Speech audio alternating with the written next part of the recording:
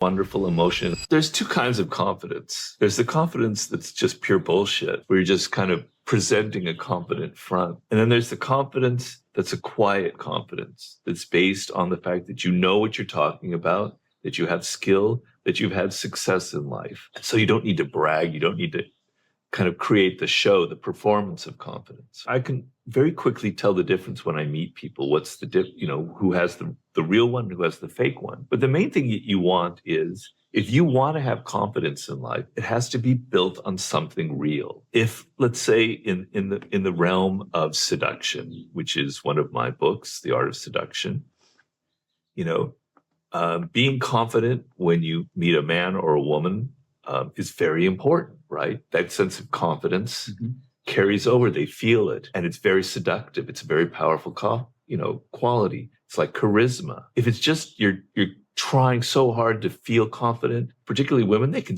see right through it, right? They can see the fakeness in that. But if it's built on the sense of, I feel comfortable, I've been successful before with other relationships, with seductions, if you want, it's based on something real. It feels real. Take it out of that. If it's like in your business world, you're not going to have confidence until you actually create something. But it can come in small pieces. Like in the first 3 months of this process, you find yourself learning skills. Okay, I'm going to start a business, right?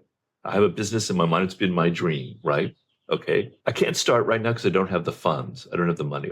Although you always do have the funds, you should start tomorrow anyway. But say I don't. I'm going to spend the next few months learning the first steps of the process. That already will build confidence that you're doing something, that you're not just living in your dreams and imagining it. So, okay, I'm going to learn. I'm going to go online, or I'm going to take a class.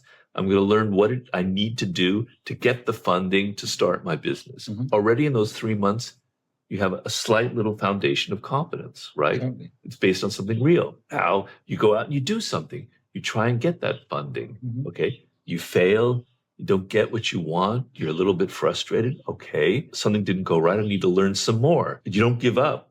Giving up will screw all this whole process up. Yeah, never give up. I think that's an important point. Okay, all right. So it didn't work. I'm going to try again. All right. So you go back to square one. You read more, you think about it, and then you try again, and now you get it. Whoa, your confidence level is starting to rise, right? You don't want it to go from here to here, because that's grandiosity. That's not going to go anywhere. Confidence must be built step by step, by action, by success, by success, by success. Right? So you're here. Now you're here. Wow, I got the funding. Now you're starting business. Starting business is hell. It's so complicated, so difficult. It's not going to be as easy as you thought, right? Okay, so you don't give up. You keep trying. And as you get any kind of success, you move on to that next level, on and on and on, you build it. Then, of course, inevitably in life, you're going to have failure. You're going to fall down, right? And your confidence is going to waver. But in the back of your mind, you will always have that memory of how you pushed past it, how you didn't give up, how you learned, how you got past the first failure. And it'll still give you a level of confidence that you can always fall back on. But the main point is, it has to be built slowly on things that are real, on things that you do. And if you do, it's confidence that will last you through your whole life. I think it's the best explanation I've ever heard of, like, it's good to fail. Because if you fail, you learn something. You go again and again till you learn something. And then you get the confidence because you failed so many times. You've got all the knowledge now to not fail. Well, failure is the entrepreneur's school. It's where you learn. I have the story in Mastery of Henry Ford, who started Ford Motor Company. You think your business is hard to start, try starting an automobile company in the 1890s, okay? The amount of capital necessary for starting it was insane, right? He didn't even have the trademark, did he, for the car at the time? No. So we had an idea about how he was going to do it, but his first company failed completely. He's going to start his second company. And everybody in the business goes, Henry Ford's a failure. We're not going to give you money. Once you fail in this business, you're gone. He somehow conned somebody into giving him money. Tried a second time. It was a disaster. It's even worse, an even bigger failure. Right now, he's totally ruined.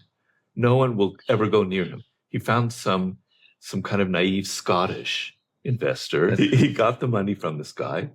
And now he understood exactly what he needed to do. He understood why he failed. He understood he had to create a factory system that had a certain kind of scale to it. He understood what the customer wanted. He learned so many lessons that his third one was a huge success, became Ford Motor Company and became the factory system. He said, I only learned how to be so successful through all of my failures. It's hard to learn